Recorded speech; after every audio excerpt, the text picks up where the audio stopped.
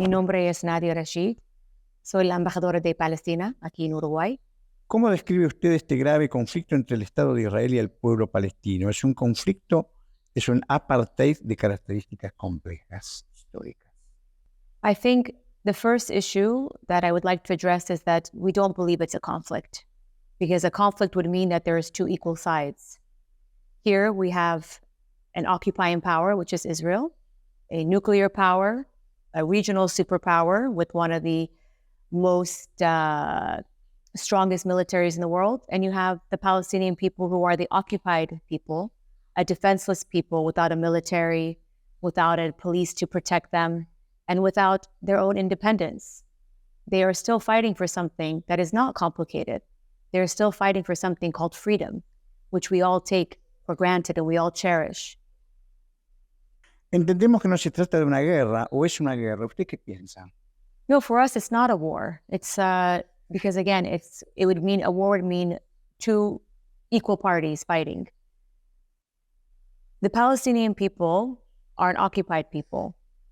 We have witnessed 75 years of ethnic cleansing with the establishment of the Israeli state, 56 years of an occupation, and what now all human rights organizations, from Human Rights Watch, Amnesty International, and even Israeli Human Rights Watch, have called apartheid. So not only is Israel committing an illegal occupation that's turned into a more permanent annexation of the land and control of the land, but they're also practicing apartheid, which is a crime against humanity. ¿Cómo define hoy por hoy, con este aterrador panorama, al Estado de Israel y en particular al primer ministro Netanyahu? Well, Netanyahu has been in power now for quite a long time, more than a decade. And we know this time that he has formed a very extremist government in order to protect himself from his own corruption charges that he was facing. All Israeli governments, to be fair, have not pushed for a Palestinian state, right? We have been in a peace process with Israel for 30 years. And that peace process, what did it get us? It got us 600 checkpoints in the West Bank, 800,000 settlers living on our land, most of them armed, less rights for the Palestinian people, and no real prospects for our rights as a people, our human rights, equality, justice, freedom. Netanyahu now, with this government, as I said, it's the most extreme government in the history of Israel, where in his own coalition, he has ministers who are settlers living on Palestinian land, who even before this past 3 weeks has happened, have stated their intent on eliminating the Palestinian people, saying things such as the Palestinian people are an invented people, wiping out villages such as Hawara, where there was a pogrom that happened there. So it is clear the intent of Netanyahu and his government. Less Palestinians, more Palestinian land. And that has always been the issue. Ok. Detrás de Netanyahu está el sionismo. Yes, of course. I mean, the issue of Zionism has been behind the entire story of the creation of Israel, because it was based on the fact that you have to remove the indigenous Palestinian people in order to have a land for the Jewish people who were leaving from persecution from Europe. And the issue of that is that there was already people there. You know, these ideas that it was a land for people without land were not true. We were and are still a vibrant people with a history and a culture. We had institutions and banks and theater and art. We were a people that had so much to offer. And Zionism, through its construct, was made basically that it would be a land for the Jewish people, no matter what, at any length, which meant that if that meant having to massacre Palestinians, before the establishment of Israel, we had 500 villages that were completely wiped off the map, 15,000 people killed by the terrorist groups of the Israelis, the Stern Group and the Ergon Group and the newly Israeli army. We had 750,000 Palestinians who were forced to flee from their homes, who are now account for 7 million Palestinian refugees who are refugees in their own country.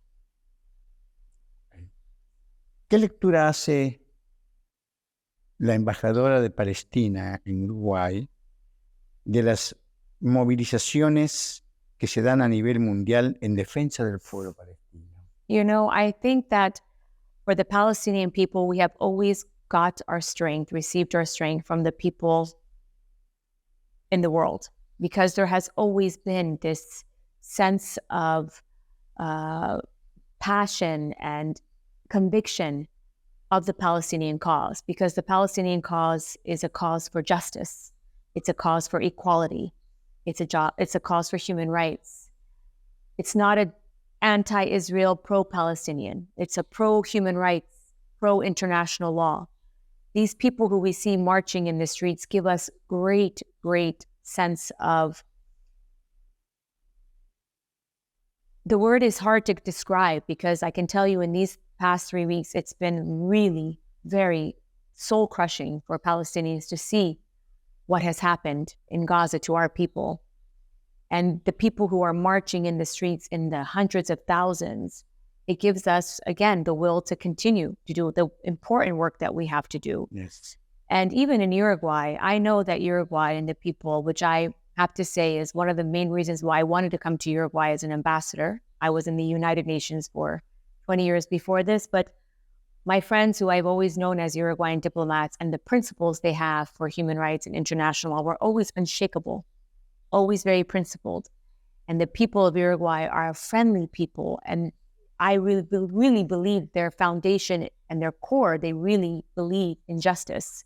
So the manifestation that was happening in Uruguay a couple of weeks ago, for me, was incredible. You had more than 1,500 people. I don't even know what the number was, but it was a massive amount of number. For a country that is smaller, people were impassioned and they were crying and they were emotional and they really felt the horrors of what they were seeing. And I think it was really unfair for the Israeli ambassador to call those people extremists in an interview she did. These people are not extremists. They are lovers of human rights and justice. And they came out to say exactly that, and what the principles and the feelings of the Uruguayan people really are. El contexto regional de Palestina se ha agravado. ¿Qué señales se están dando para el futuro del pueblo palestino con este panorama? Well, I think the problem with all of this is that we, as I said, have been in a process of a 30-year peace process where the Palestinian people accepted the international peace compromise of accepting 22% of historical Palestine. We accepted that. That would be our state, the West Bank, Gaza, and East Jerusalem. The problem is that during this peace process, all we saw was more annexation of our land and settlement building, which are war crimes and settlers, and less rights. We saw the blockade, the complete blockade on the Gaza Strip for 17 years. So people really stopped believing in the idea of this peace process that we were really very dedicated to. And I think after all this horribleness that's happened, I think that people have to realize that we cannot go back to the status quo, because occupation, apartheid, a military siege on 2 million people, 1 million of them children, is not something that can be sustainable. You cannot continue to deny people of their will to be free. And this issue, as we've seen, many times it's tried to be forgotten, or maybe let's have peace with another country that there's no war with. This is a central issue to the Middle East issue, the Palestinian issue. It evokes a lot of emotions in the Arab street, a lot of emotion in the world. It's an issue of international peace and security, as we've seen. And I believe that if anything comes out of this, we have to know that we cannot go back. We only can go forward. Pay attention. What is your definition de Hamas? Hamas is a political party. Hamas has a political party and a militant party. They are not in the government. For myself, I'm an ambassador of the PLO. I represent all Palestinians everywhere. Palestinians in the occupied Palestinian territory and Palestinians in the diaspora. We are 14 million Palestinians, and the PLO is the sole legitimate representative of the Palestinian people. But at the same time, you cannot say that Hamas does not exist in our political polity. Every country has different elements of different groups who believe in different things. So our opinion of Hamas, I don't think it's really an issue about our opinion, but we have to, as a people, also we've been fragmented, we've been divided, we've really have unfortunately fallen into this trap of this divide and conquer. Not only is the West Bank and Gaza Strip completely severed from each other, where people have not been able to go and visit each other in the West Bank and Gaza for now 17 years, but even in the West Bank, we have more than 224 separations between our villages and towns with checkpoints. So the idea is it's easier to control a people who are yearning for their rights by separating them. ¿Cómo califica los sucesos del 7 de octubre que en apariencia generaron esta situación? Well, I don't think it was the thing that started all the conflict, because as I mentioned before, and as the Secretary General mentioned before the Security Council in his meeting, there's a context to everything. This did not emerge in a vacuum. 75 years of ethnic cleansing, 56 years of occupation, apartheid, 17 years of a military blockade that has been deemed illegal by the international community. Our position has always been, we condemn all attacks against all civilians, no matter who they are, Israeli or Palestinian. That is the decision that the PLO has taken over 30 years ago. So from our perspective, any attack against any civilian is condemnable, atrocious, should not happen. Everybody, no matter if you're a group or you're a country or an individual, should be applicable, should make sure that international humanitarian law is applicable. There are no exceptions. ¿Usted entiende que el pueblo judío está de acuerdo con el genocidio, la masacre que se está dando en este momento? You know, I can't speak for all Jewish people, but I can speak for the ones that I know that don't. They are a very large growing group, especially in the United States, Jewish Voices for Peace, who are holding demonstrations, who are calling for a ceasefire, who are saying not in our name.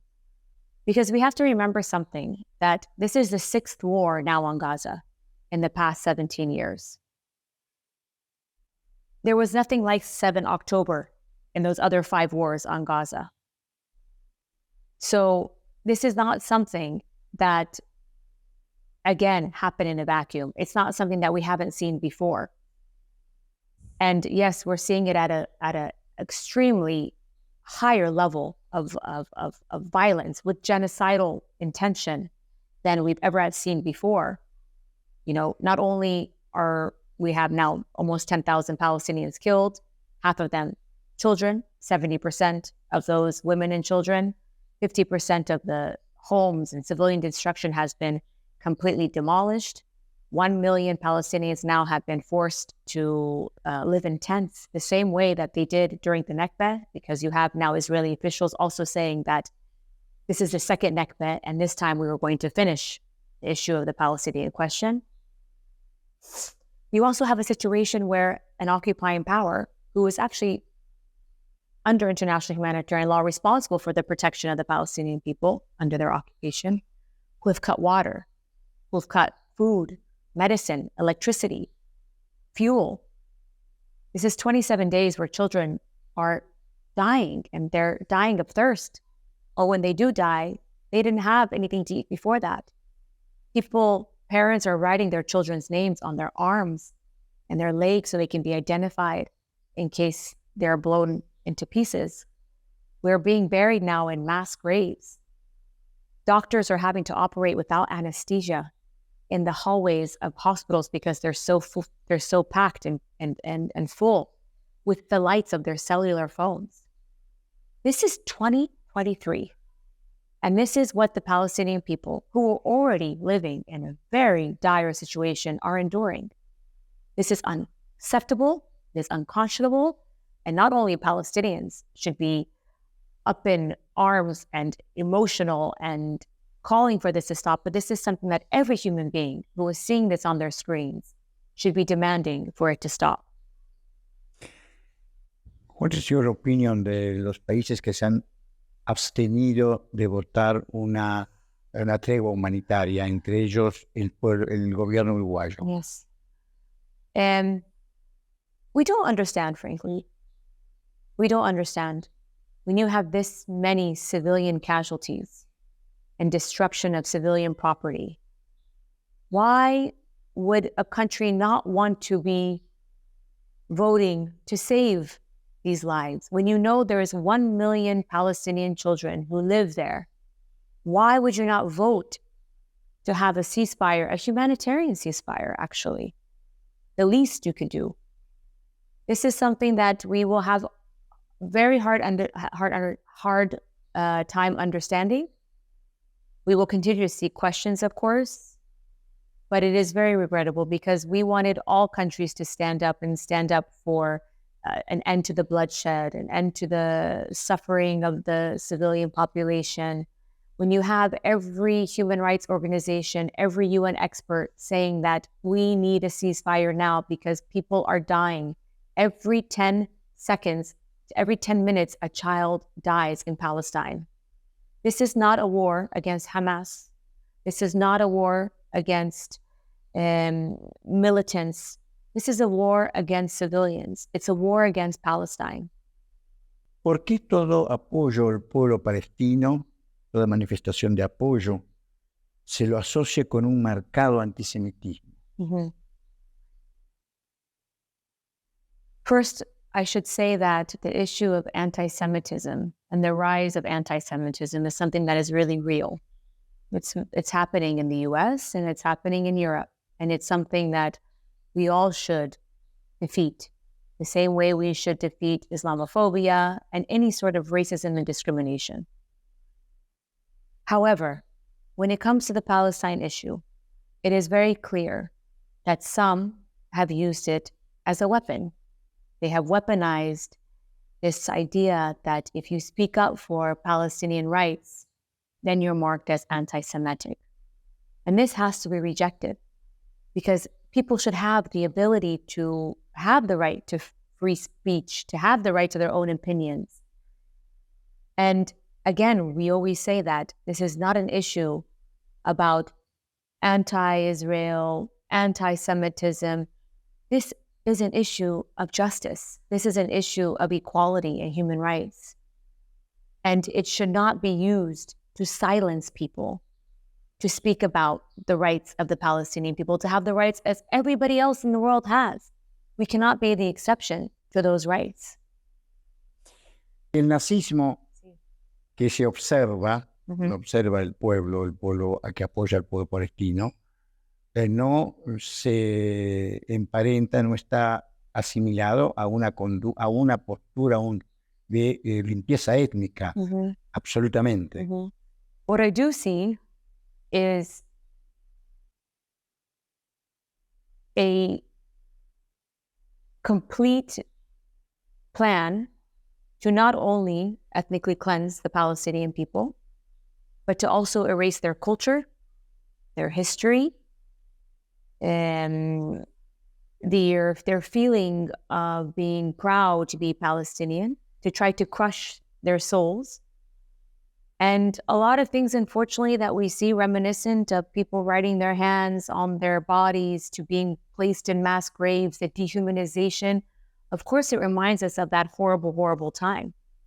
And this is why the world needs to say, never again. And it should mean never again for nobody. Un mensaje final de una mujer palestina al mundo sudamericano y al mundo. qué mensaje puede dar al final de esta entrevista, resumiendo todo este gran problema que es un problema universal. I think the thing that's missing from a lot of the discussion is because of the amount of dehumanization that has been done to the Palestinian people by the remarks of Israeli officials, such as the defense minister, who said that we're fighting against human animals, to desensitize people when they see these horrible images of children being killed or children being orphaned and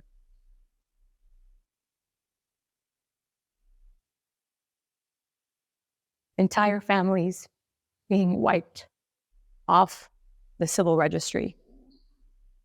We are a people who love life. We love our children. We as parents want to only give our children a brighter future away from violence. We want to be free. It's not complicated.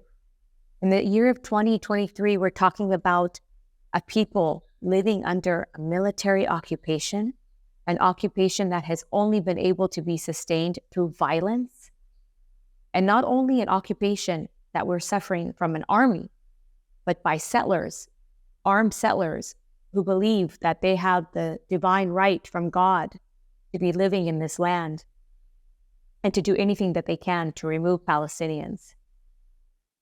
We are only asking to live in our own state, our 22% of historic Palestine, to live a life of freedom and dignity, because the only way that the Israelis will also find the peace and security they deserve is if the Palestinian people also live in peace and security. Thank you very much. Yes. Thank you.